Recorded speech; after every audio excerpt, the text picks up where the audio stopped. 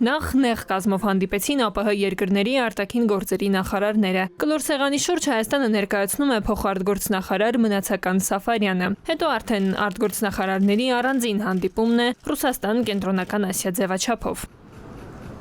Շատ չի անցել այն իրադարձություններից, երբ ռուսական կողմը ամենօրյա ռեժիմով հիշեցնում էր Հայաստանին ԱՊՀ ու ԵԱՏՄ շրջանակում համագործակցության մասին։ Հենց համագործակցության գլխավոր քարտուղար Սերգեյ Լեբեդևն էր տարեսկզբին ձևակերպում Հայաստանի համար առանց ԵԱՏՄ-ի եւ ԱՊՀ-ի շրջանակներում գործակցության դժվար կլինի։ Պաշտոնյան նաև բարբերաբար մեկնաբանում էր հայ-ամերիկյան ռազմավարական փաստաթուղթը, նշելով, թե գուցե շատ պայմանագրեր են ստորագրվում, բայց ոչ բոլորն են դառնում իրականություն։ Նախորդ տարվա ԱՊՀ երկրների արտգործնախարարների նիստում Հայաստանը երկու հայտարարություններին չմիացավ, բայց քաղաքագետը կարծում է սառույցը հալչում է, Երևանը հաշվարկել է, որ Ռուսաստանն է վաղ թե ուշ վերադառնալու Հարավային Կովկաս։ Խնդիրը այն է, որ հիմա Ռուսաստան-ԱՄՆ բանակցությունների շրջանակներում պարզ է դառնում, որ ԱՄՆ-ն Հարավային Կովկասով չի զբաղվելու։ Առնվազն կարող ենք ասել, որ սենց մեսենջներ կան։ Հասկանալի է, որ դիալ պարագայում հարցն է լուծելու Ռուսաստանը, Թուրքիան եւ Իրանը։ Խռովկան դիվանագիտությամբ չի զբաղվի Կրեմլը, փորձագետը համոզված է Հայաստանի վերադարձին ռուսական հարթակներում սպասում են, ամեն դեպքում վախենալով առանձնանալու Բրիքսեթի էֆեկտից։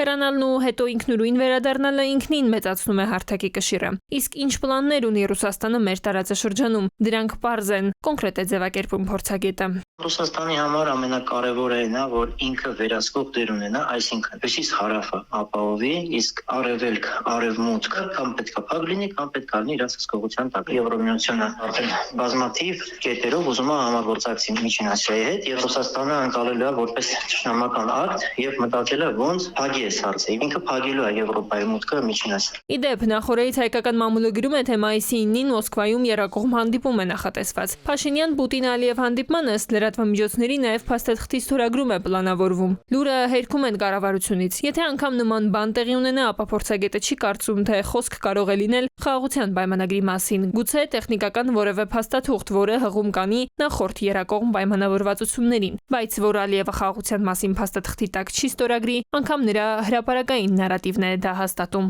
Տիգրան Գուրգինյան, ժամը լրատվական։